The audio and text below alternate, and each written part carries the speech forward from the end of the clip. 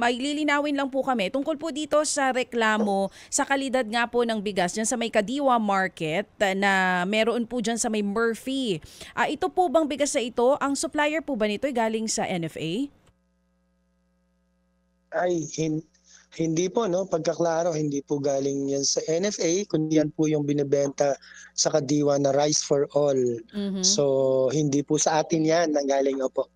At least malinaw po ngayon, oo, ito po ay galing sa ibang supplier, hindi nga po ito galing sa mga bodega no, ng NFA. Pero nakatanggap na rin po ba kayo nitong mga opisyal na reklamo? Narinig nyo na rin po ba yung balita na yan, ng mga mamimili, even yung ibang mga nagtitinda sa Kadiwa Markets, tungkol po dun sa bukbok sa bigas?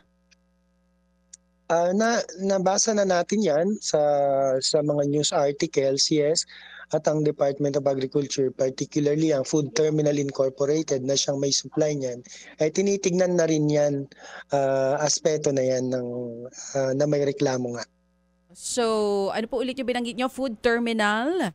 FTI, Oo, FTI. FTI. Sila na po. FTI po yan, opo.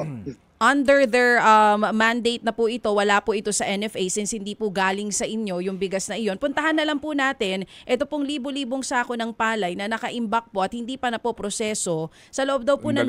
Dali muna siya, excuse me lang, bago natin bitawan itong isyong ito. So, yung NFA din po, supplier ba ng Kadiwa din? Meron ba Kadiwa stores na meron kayo ang supplier?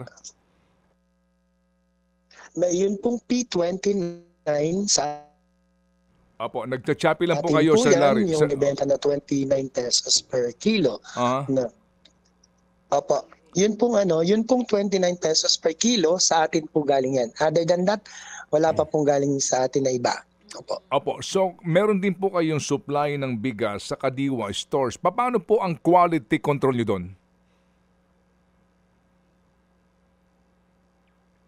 Sir Larry? Opo. Siya po kasi Hello? Hello? Apo. Paano yung inyong quality control sa NFA rice na binebenta po sa mga Kadiwa stores?